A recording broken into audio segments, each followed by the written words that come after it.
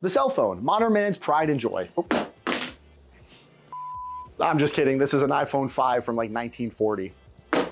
The actual modern smartphone. We all have one and we want to protect it as much as possible. So for this video, I've actually teamed up with Rhino Shield and their Mod NX phone case system to show you guys how you can customize these phone cases to fit your little personalization needs. These cases come with a removable clear backing that you can pop out and 3D print your own custom insert to have logos or designs or QR codes and customize your cell phone however you want. So in this video, I'm gonna be showing you guys how I went through and customized a bunch of these using various methods and modeling and 3D printers to make your own personal unique phone case. And I think it's gonna be a lot of fun. So yeah, let's get started.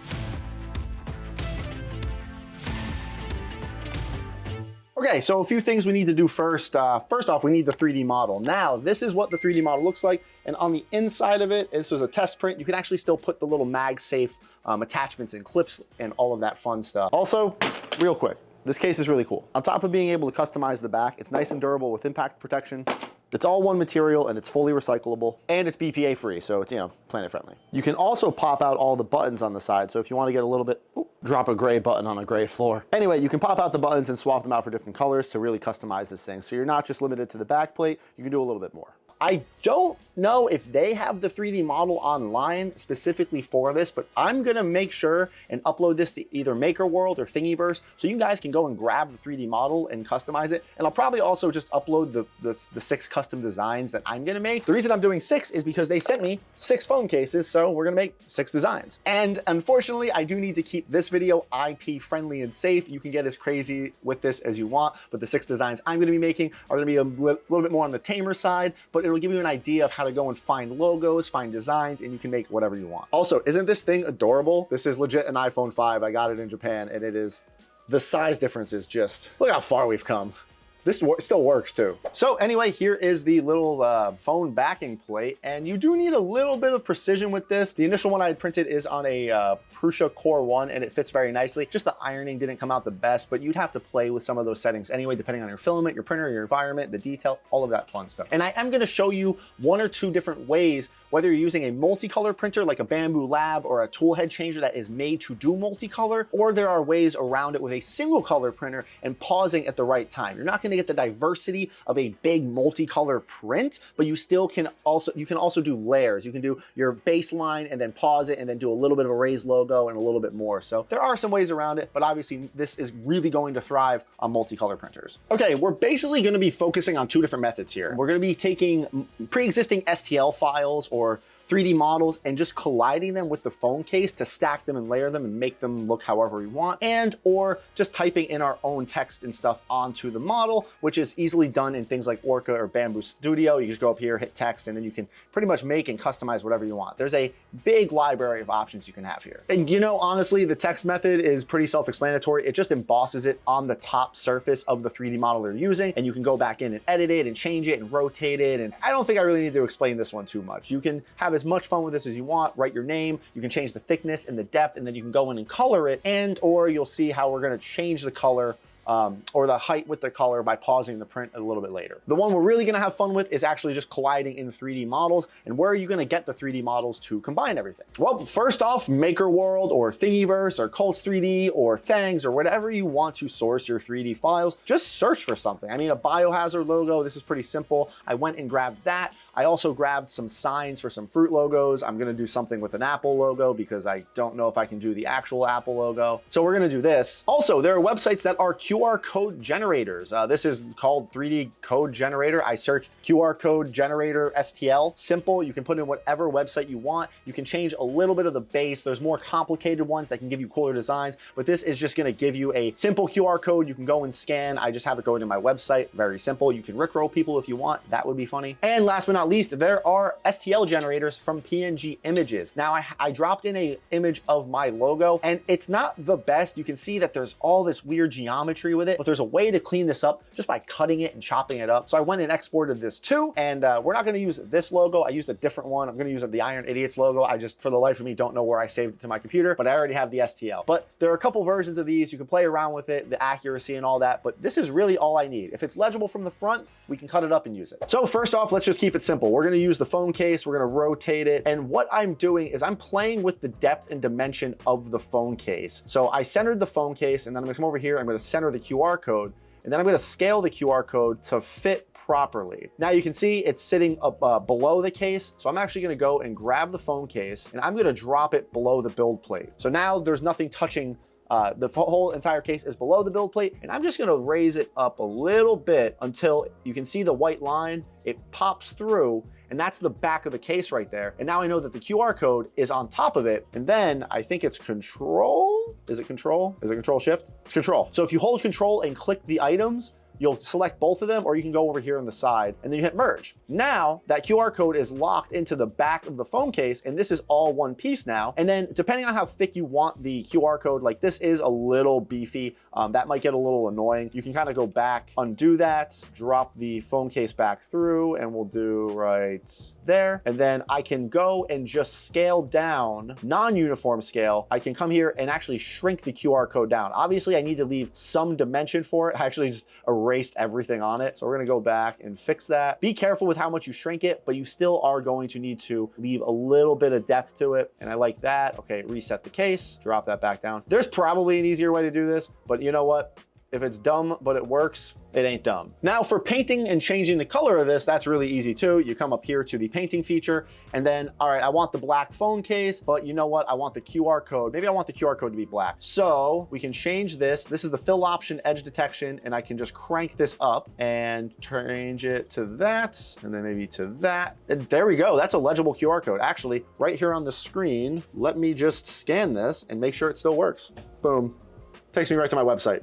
Neat. And obviously I can go in here and paint this any color I want, change it, whatever, and then do that. Depending on the contrast, this still should work. And you can test the colors just by scanning your computer screen. Obviously it's gonna shrink it a little bit more, but QR codes are pretty good at being read, especially on modern phones. So feel free to adjust this however you want. Now I'm just gonna go through and start adding and changing some logos. I'm gonna chop some stuff up and show you how I did it and just get all 6 cases prepped. Okay, actually real quick, let me show you how to clean up a exported STL file from that STL generator. Like this thing doesn't look the best, but I absolutely can utilize it by just chopping it up with the cut feature. So I can drag this down, and then I can look at the blue. So I just want to shave off the top like that. And then I don't want to keep the blue. So we're going to keep the orientation. And then I can start to chop and clean it up a little bit better. Now I have an STL file of my logo. So this isn't a perfect art, but then I can chop it up a little bit more, keep cutting it down. Maybe I want to get rid of that little logo at the top. That's totally fine if I just want my text or my words.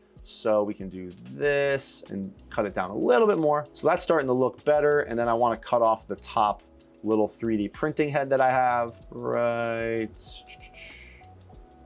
Let's do that and keep the pink. And then I can continue to clean this up. I can shrink it, I can scale it. I can try to find a higher fidelity image. But if I wanted to put this on the back of the phone case, I can. Now I have an STL file to do that. So here are my designs that we're going to be printing. This is my simple, frankly built logo. I'm now realizing I'm missing the 2 little sides of the printer head when I did the whole conversion. But if you look under, everything looks fine and it's coming through. Now this I can do on a multicolor printer. I can do the black, and then I can do the red, yellow, or whatever. And I did the same method. I dropped the phone case down. I scaled the 3D model of my logo to properly fit. And you know what? I like it. I think it looks pretty cool. Next up is the Iron Idiots. And if you guys remember this, you remember the Iron Idiots, and Danny, you need to upload that podcast that we filmed a while ago. Comment down below and bully Danny into uploading more Iron Idiots podcast. So this one was a little bit trickier. The image didn't come out the best, but I was able to go in there and paint everything. Now, if I missed a couple spots in here with the painting, that's usually fine. Once you go and slice the file, you can look to see where the print head is actually going to lay down the color. And sometimes this type of stuff doesn't even come through because this is smaller than what the nozzle head, the 0.4 millimeter nozzle, can even do. So it just ignores it. And I think this is such a cool logo. I love this. I still love Kiara for designing this, and whoever made the name, this is still I love this. And next up is your generic insert text here. I really couldn't think of anything witty or funny to put here, so deal with it. And we already talked about my QR code. Maybe scan it on the screen right now. Is it the same QR code from before, or is it to some cool giveaway or contest and I'm just being like facetious and I just want you to scan the screen? But if you're watching it on the phone, how would you be able to scan it? You figure it out. Number 6 is the Biohazard logo. It's yellow and kind of looks cool. I don't know. And last but not least is an Apple iPhone. Do you get it? Now, before we send these, all of these obviously use multicolor printing. However, I do want to export this one and show you in another program how you can actually change the, go ahead and change the color during the print. This way, if you don't have access to a multicolor printer, you can at least get some dimensionality from it. So let's say you're just rocking a standard 3D printer, no AMS, no multicolor, and you designed this logo. That's totally great. I would suggest adding some colors here. This way you can go and paint it and visualize what you want. But when you actually go to print and slice it, you're only gonna be using one tool head, one nozzle, one color. But what's really awesome about this is if you go ahead and you slice the print, so whatever settings, cool, awesome, high quality, slice it. Now we can do summary. It shows the print itself.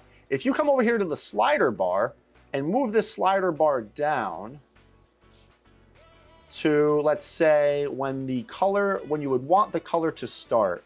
So it looks like it starts building it up right here. Right there is where it starts doing the Biohazard logo. So figure out where you want the color to change. So these layers. Now, unfortunately with this phone case, there is this whole ring over here that is going to suffer the same color. But you know what? That coming out in black would kind of be cool and dynamic, I think. So figure out where you want the color to change. And it looks like right there.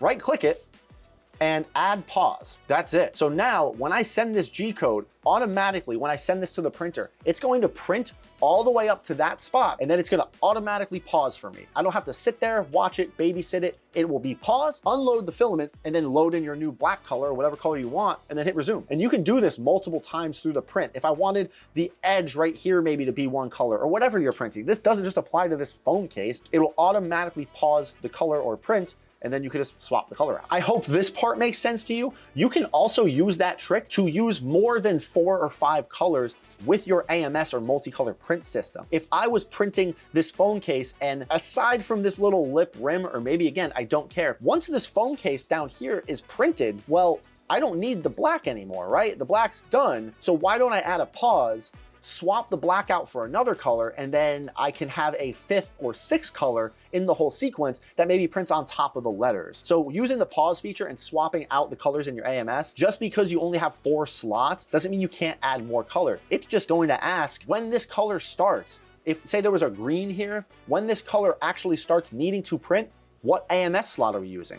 Well, I would use slot 1 for black, but then when I switch it to green, I just select green for slot 1. And as long as it's paused in the right spot, it'll start using slot 1 and you changed it to green, so the print's not gonna care. A little complicated, but there are definitely use cases for it, and maybe that just unlocks something in your brain where you're like, oh my God, I can print more colors. So good luck with that. Now, I think that's kind of it for showing you guys how to do this. You're just gonna play with the STL files. You can go and drop the 3D model into Blender, into Tinkercad, into Bamboo Studios, probably even Mesh Mixer if you want, and just add whatever you want to it and start printing. As far as the quality settings go, I would do this on a higher quality because it's gonna help affect that layer height and get you better. It's gonna get you better details. However, the surface and top finish quality, that's really gonna depend on the width of your nozzle, a 0.4mm nozzle. However, if you drop down to a 0.2 or even a 0.1, that's gonna let you get much smaller, finer detail, but you do risk clogging, you do risk some other errors. And as for ironing, I know some people really do like using ironing, and this is also gonna depend on your printer, the material, the filament. It's gonna depend on so much. Sometimes I turn ironing on and it looks great. Other times I turn it on and it just sucks. It really depends on a couple factors. Try both of them, see which one comes out, and then you can adjust those settings. But on most of the ones I'm gonna print, I am not using ironing and they still come out just fine. So enter cue time lapse for all of these prints. Go.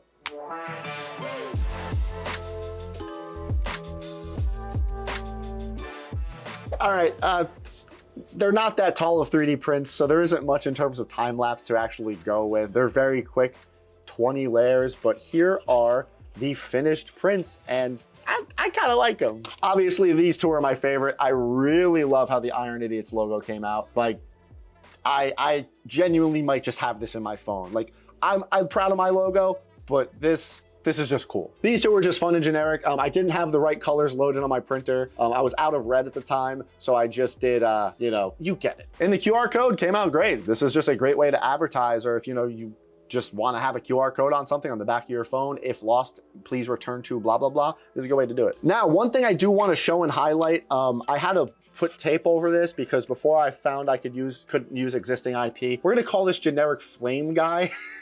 But you can see on top of, you can see on this one right here, there's black bleeding through the print where this one doesn't have it. Initially, I had outlined this one in black and there just wasn't enough filament on top. So it did the black behind it, but unfortunately, because the way the model is, I couldn't get behind the model to change the color into the red, orange, and yellow. All of the colors are built on top of it. It's not a flushing issue, it's just how it was trying to print it. So you could run into this issue. So I just got rid of the black completely. And then obviously you can't see any of it because there is no black. It's all being built up on red. So because of how thin this is, you're gonna be limited on certain colors if you're trying to transition from like a yellow to or a white to a black, or a yellow to a black, or black to yellow. So definitely take that in consideration. Once I got rid of that black color, it came out fine. So thank you for the example, generic flame character. So here are the finished phone cases in the various outlines and colors. And yeah, they don't really stay in the case if there's no phone in it. Like, they do just want to fall out. But once you go in and put them in, they lock in just fine. And my new personal favorite phone case, this really awesome Iron Idiots logo. I love that. It looks really nice in the white. I forgot I used all pearlescent colors on this, and that just looks really sick. I'm probably gonna rock this for a while. I can't show you my old phone case because of IP, but you get the idea. So I think that's gonna do it for this video, guys. I'm gonna drop a bunch of links down below where to get the Mod NX phone case, this 3D file so you can go and make your own, and I'll probably upload my own little custom designs. There's no reason I won't be able to upload the other designs I did that I couldn't show in the video that I still think came out pretty good, because once they're on Maker World, you know, the whole IP thing for the video, that's kind of a moot point. So you can go and print those, and 2 or 3 of them, they're pretty cool. I think you're gonna like them. So definitely go grab a Mod NX phone case. They make a variety of them, not just for iPhones, they make it for Samsungs and all of the varieties. And make sure to use my discount code Frank10 to save yourself some money. So definitely go check those out. Thank you to Rhino Shield for sponsoring this video. I've always just, I don't know, 3D printing a phone case, pretty simple, pretty easy, and the technology really lets it thrive nowadays, which is great. If you guys have any comments, questions, or concerns about anything you saw in the video, please leave some comments down below. I read all of them and I'll respond to as many as possible. This is a pretty simple process, so I don't know what questions are gonna pop up, but it's definitely gonna be cool to see what you guys are thinking about making or talking about making, and hopefully I can do more little customization stuff like this in the future. Maybe not so much on phones, or maybe more phone stuff, or maybe for like cars or other stuff in, you know, the everyday life. But yeah, this is really cool. I'm probably gonna leave this on and then maybe rock the Iron Idiots logo for a little bit too. But yeah, now I'm on brand. But that's gonna do it for this video, guys. As always, thank you so much for watching. You have a good day.